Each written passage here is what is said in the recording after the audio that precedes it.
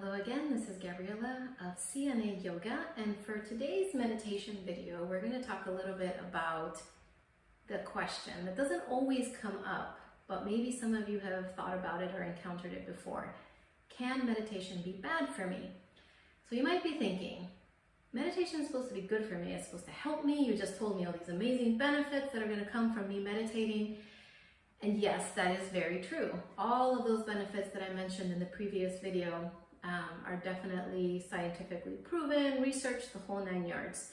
But there's something that sometimes isn't talked about, which is what can be referred to as a contraindication to meditation. So what does that mean?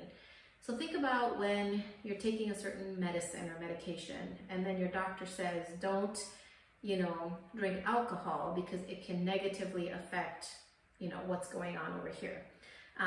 So that's just kind of like an example of what contraindication means. But in this case, when we're talking about a contraindication to meditation, what it means is that meditation might not always feel really good and yummy, but it's always working in your benefit. So let me give you an example. We have a lot of thoughts in our minds. We have a lot of experiences that we've been through as human beings. We have a huge range of emotion, from completely ecstatic all the way to very sad and upset, angry, mad, and everything in between. So sometimes as human beings, we tend to shut those feelings down in order to cope with life, right?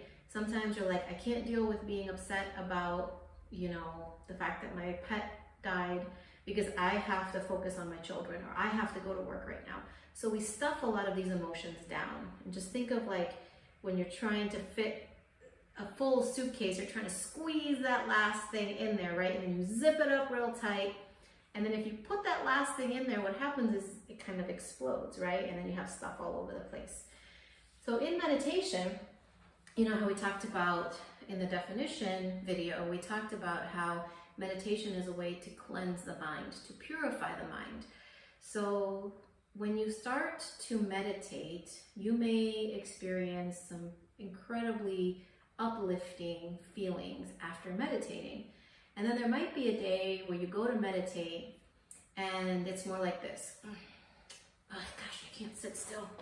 Oh my gosh, I just want to scream. I can't. Or you're crying or something is happening.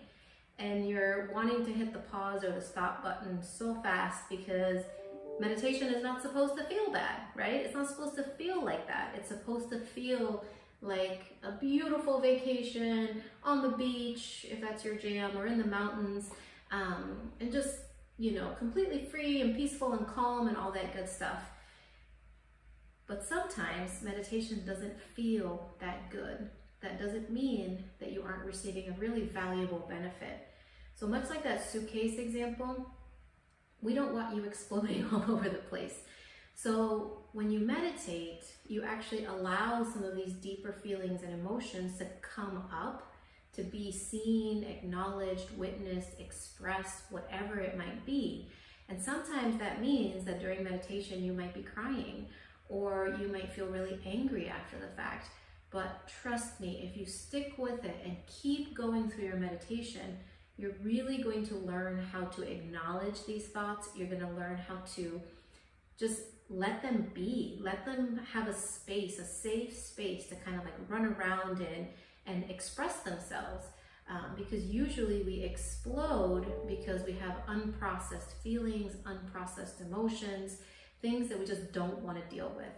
So when I talk about the contraindications of meditation, I'm not trying to scare you and saying that, oh, don't meditate because some days you're not going to feel good. I'm simply trying to educate you on the fact that some days meditation isn't going to feel all dreamy and calming and soothing in that moment, perhaps. But as long as you keep with it, you're going to really end up moving a lot of that stuff out, moving some of those stale emotions and that stale energy out.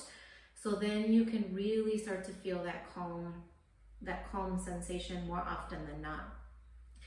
So As you progress through your meditation practice, let me know if you start to experience some of these more like icky or yucky feelings, because you might end up in a place where you're like, I want to stop, I don't want to do this, this doesn't feel good, it's not normal. And the truth is, it is normal. You're not the only one experiencing that. Yeah, maybe it doesn't feel great, but you're moving it out, you're acknowledging that elephant in the room or that feeling that you just haven't dealt with. And that's where maybe, you might want to use meditation as a tool in addition to some other counseling or coaching or accountability or support, whatever it is that feels really good to you. Because it also gives you an opportunity to maybe process some of that maybe you don't know what to do with in the moment. I'd like to give you an example, because I think sometimes examples can really illustrate and drive the point home. When my children were getting ready to start school and I was starting a new job last year, I had all of these emotions going on. I'm sad to not be a stay-at-home mom again. I'm sad that my children are going to school and they're going to be away from me all day and I'm going to be missing things.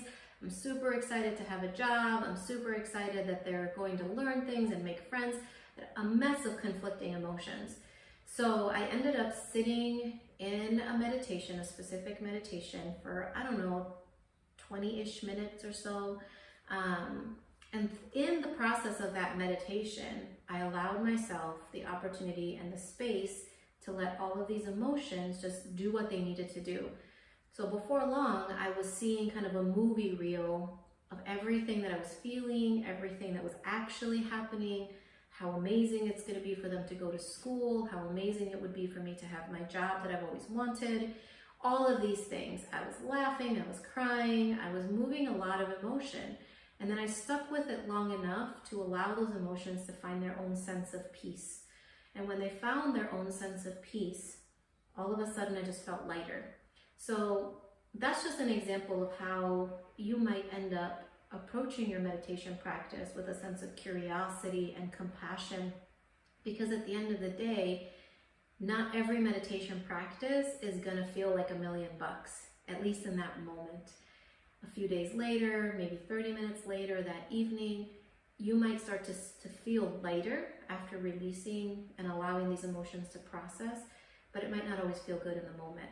So I hope that was really helpful to you. If you have any questions or anything, or wish to share about maybe a time when you experience the contraindications of meditation, please let me know. I would be happy to witness your story. Thank you so much for being here.